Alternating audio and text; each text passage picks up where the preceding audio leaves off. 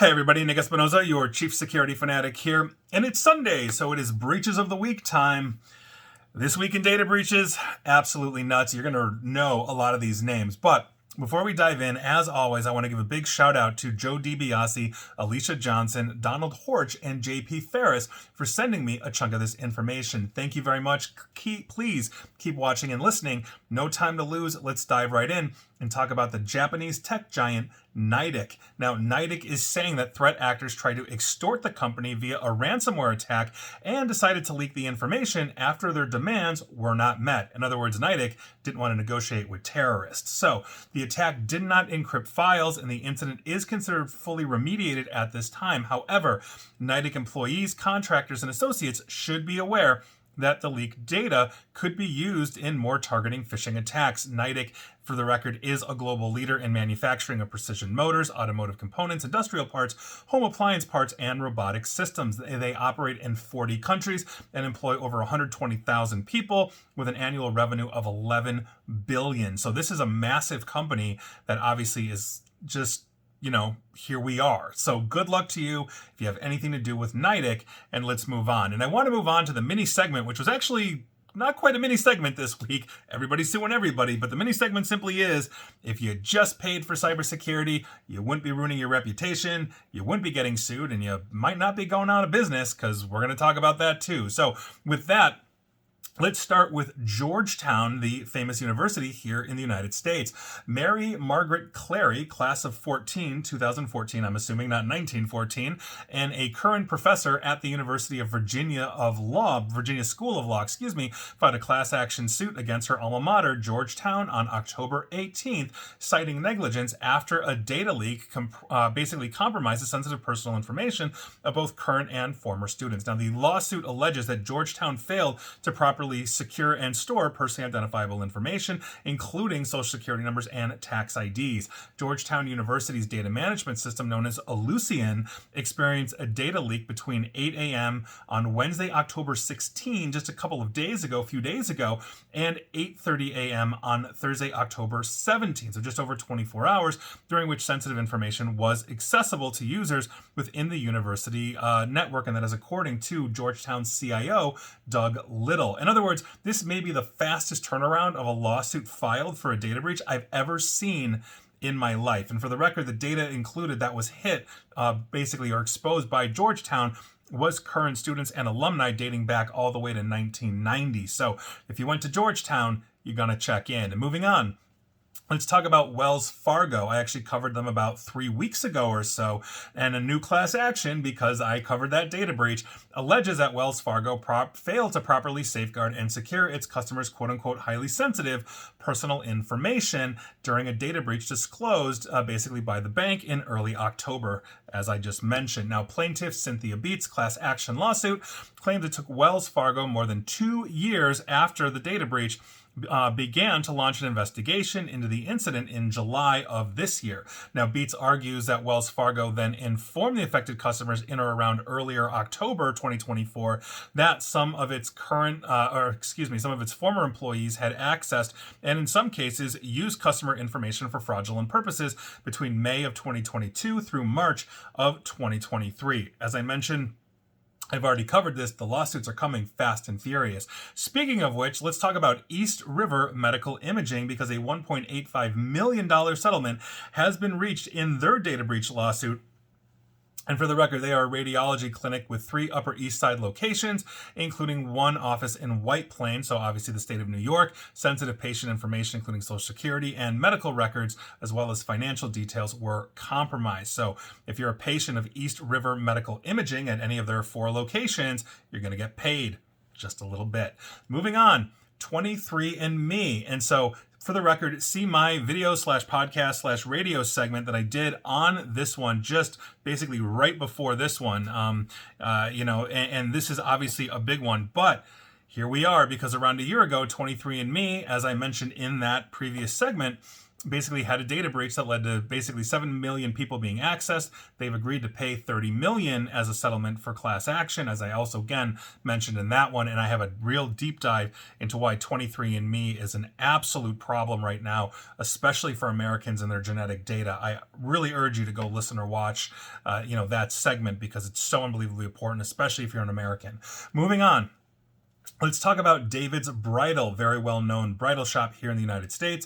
They've been hit with a class action lawsuit after a data breach compromised the sensitive personal information of basically current and former employees earlier this year. I went back and looked. I covered this one too. Now, plaintiff Mariah Martinez, an employee of the well-known bridal retailer, filed a class action complaint against David Bridal on October 4th in a Pennsylvania federal court, alleging violations of state and federal consumer laws. Martinez's claims that David Bridal failed to adequately safeguard employee data, including social security numbers and other personally identifiable information. So if you've ever worked for David's Bridal or possibly shopped there, you might want to check in. And if you're getting married and you've gone there, congratulations to you. And so those were your lawsuits / everything else, reputation damage of the week. If they had just paid for cybersecurity, they wouldn't be getting sued. They wouldn't be losing their reputation. They wouldn't possibly be going out of business. And with that, let's go back to regular breaches and talk about Cisco. That's right, the networking giant. Cisco has confirmed that it is investigating reports that an attacker accessed their network and stole files, leaking them online, but it says it's found no evidence so far. Now, this attacker, commonly known as, and I've talked about them, him, her, whoever, quite a bit here, known as Intel Broker, made basically this claim on breach forums, and then obviously is the hacking site I've mentioned a million times as well, and they are suggesting that the data was stolen on October 6th of this year. Now, according to the thread, the information for sale includes everything from GitHub and GitLab projects, so source code, confidential documents, credentials, certificates, as well as AWS and Azure buckets, private and public keys, and a lot more. So this would be a massive intrusion into Cisco. The data will be sold in exchange for the cryptocurrency Monero, and Monero, for the record, is a cryptocurrency designed to obfuscate its transaction trail, so it makes it harder to trace. Now, it's unclear how this attack happened, and if indeed it did, and Cisco is still investigating. Intel Broker is not speaking about methodologies and all of that, so we'll see what happens. But if this is true, this is a massive blow to Cisco, especially as they promote themselves as a data security company selling firewalls and all this kind of stuff as well. Not a good look. Hopefully, Cisco was not hit. Moving on. Let's head on down to Texas and talk about their Department of Public Safety, because the Texas Department of Public Safety is reporting that more than 115,000 customers, I have to imagine Texans, information has been leaked in a data breach, and that's according to the Attorney General of Texas, Ken Paxton. Now, the AG's website said that 115,071 Texans have been affected. We're talking names, addresses, social security numbers, driver's license, government IDs, etc., and the Department of Public Safety has notified the Texans involved about this incident. Moving on, let's head on over to Italy and talk about a company called Intesa Sanpaolo. Now, they basically said this past Monday that they've been able to alert the Country Data Protection Authority, or DPA in Italy, about the data violation performed by one of its employees only after carrying out careful and extended checks on the events. Now, Intesa said that it has not yet received any information from prosecutors after news agency ANSA reported that the bank had been placed under an investigation alongside its employee following the alleged data breach affecting thousands of account holders, including Italy's own Prime Minister, Giorgia Meloni. So obviously that's a huge problem when you are literally talking about the leader of a country's data being accessed illegally by an employee. So hopefully we'll figure this out. But Italy's Data Protection Authority on it already. Moving on, let's head back to the United States and talk about Boston Children's Health Physicians. On October 4, they filed with Massachusetts, for obvious reasons, after discovering that an unauthorized party accessed their network. In this notice, Boston Children's explained that sensitive data was hit: names, social security numbers, addresses, dates of birth, driver's license numbers, medical records, health insurance info, billing information, and treatment information. Boston Children is sending out letters to those affected, and it always sucks when children's data gets caught up in these as well. It's bad enough we do. leave our kids alone. Moving on, let's talk about Birth Choice of San Marcos. On October 16th, they filed with California after discovering that a vendor used by Birth Choice, known as National Diagnostic Imaging, or NDI, experienced a cyber attack. So this could be a supply chain breach, as Birth Choice may not be the only NDI customer that I'm going to run into, and I'll keep you up to date on this. But in their notice, Birth Choice is saying that, all the usual suspects in terms of data got hit: names, dates of birth, pertinent clinical information, biometrics for radiologist diagnosis, all this kind of stuff. So after completing their investigation, Birth Choice is sending this out. But I have a feeling we're going to be talking more about National Diagnostic Imaging, or NDI, sooner than later here on Breaches of the Week. Moving on.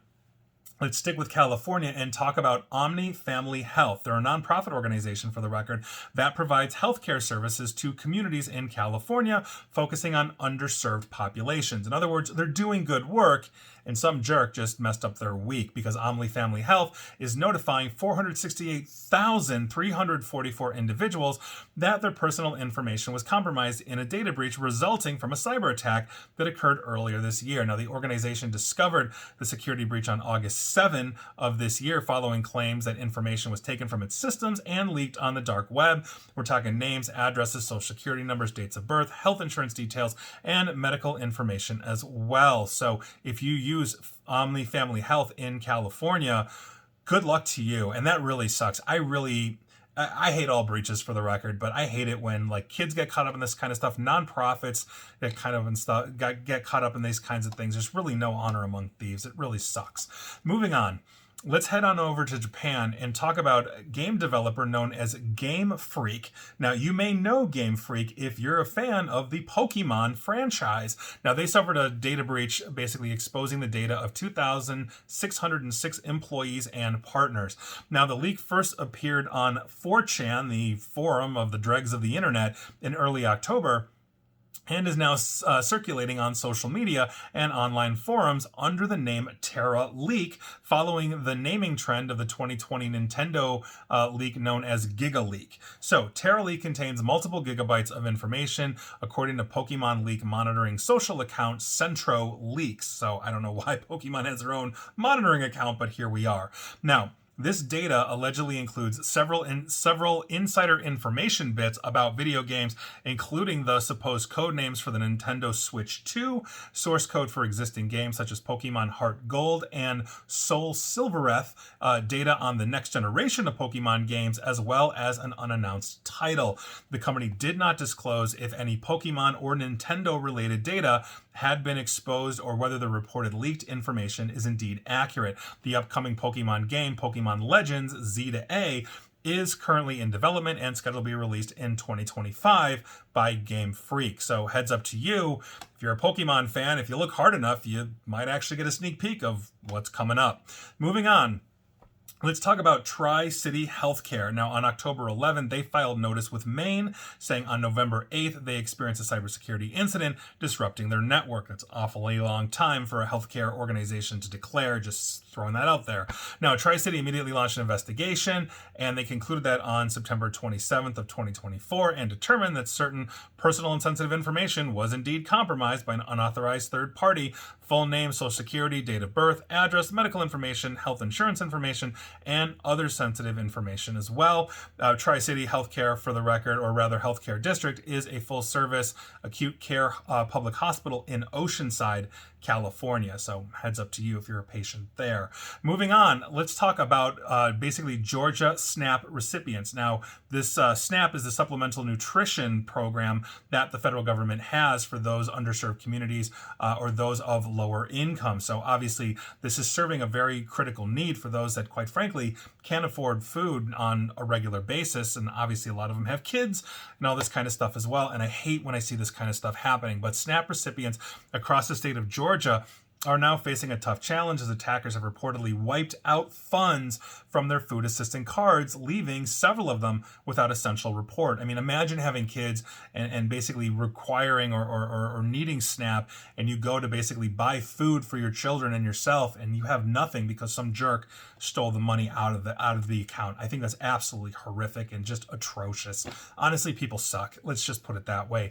So, The Georgia Department of Human Services essentially understands this, and they've basically announced plans to help Georgia food stamp beneficiaries who were victims of fraud. And basically, in the time, they've since replaced about $3 million in benefits that were either stolen or skimmed. And that is a huge issue, because the other side of the table is this can become a political football that basically says, oh, well, these are the people defrauding it, the people that are actually getting SNAP, as opposed to some kind of attacker, when, quite frankly, there's going to be fraud in any government system, but oftentimes it's incredibly low, and it does serve an important need. So here we are. We'll see what happens, but good luck to you if you're on SNAP benefits in the state of Georgia. Hopefully that'll get settled soon, and hopefully you've changed passwords, or they've secured the system, or however the attackers got in. I do not know that information. And finally, this is an interesting one, because I want to give you an update on NPD, or National Public Data. If you recall, about a month or so ago, maybe 2 months ago, this was the one that got billions and billions and billions of records hit. Absolutely a complete mess. Basically, a hacker, or a criminal hacker, I should say, known as USDOD, essentially is taking credit for this, et cetera, et cetera. But we have some really interesting updates that I think are important to this story, because basically this past Wednesday, about a week ago or so, Brazil's federal police signaled that it had arrested the criminal hacker known as USDOD, and obviously USDOD is infamous for stealing and leaking stolen databases. Now, basically this includes records, for the record, taken from National Public Data, that's the background check company, and that leaked 272 million unique social security numbers. So this was a huge one. Now, Brazil's federal police didn't specifically name USDOD in the announcement, but the agency said that it had arrested a hacker who had tried to sell the data from FBI's InfraGard database. Now, InfraGard is that joint intelligence sharing, essentially with the corporate community, et cetera, et cetera. I happen to be a member of InfraGard. I'm sure I was caught up in that.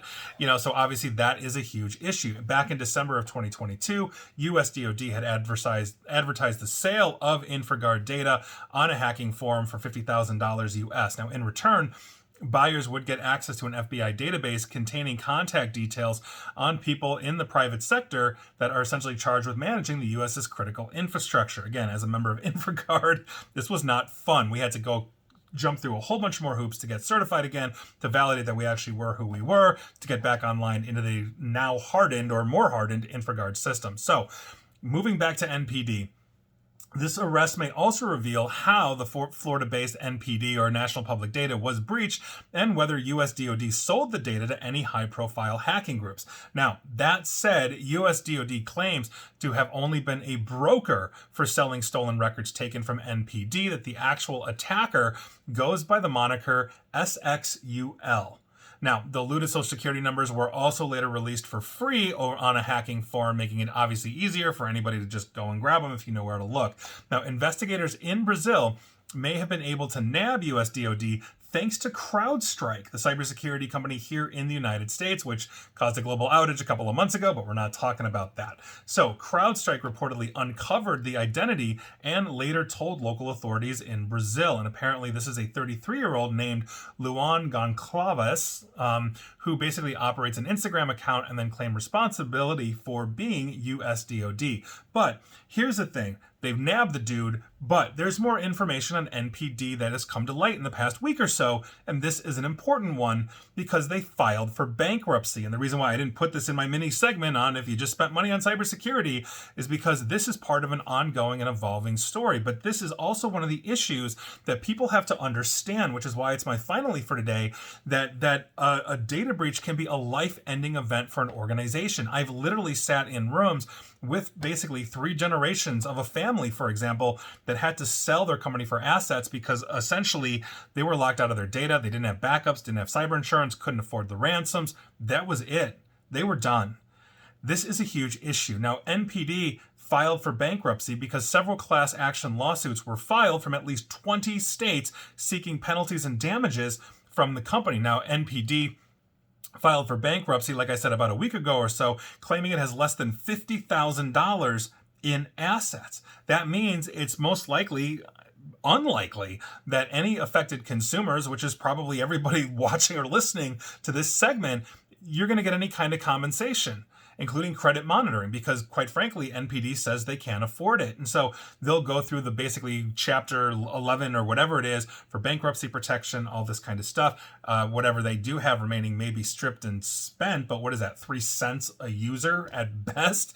Not to mention the attorneys that are doing the class actions will probably get about 30 grand of the 50 grand, and we're left with 20 grand for millions and millions of people. So this is going to be a problem, but I think this is going to be the first of many data breaches we see where these companies that rely on data, their actual asset is the data, and now the data has been exposed, which means they have no asset. They're going to file for bankruptcy, which means we have no recourse, which means we have to have better laws ensuring that if they're collecting this data, that one, maybe they have something in escrow, but two, they're actually affecting good cybersecurity controls. And quite frankly, I'm here every Sunday, and also on the radio doing breaches of the week. So by virtue of that, it doesn't stop, and I don't predict it ever will. And quite frankly, I'm not going to be shutting down breaches of the week anytime soon. So here I am, stuck in the middle with you. So those were your breaches of the week. Were you affected? Let me know. And please like, share, follow me here on Facebook and Twitter at NickAESP. And please feel free to subscribe to me at YouTube as well. And as always, stay safe, stay online, and please attempt to stay private. Thanks, everybody.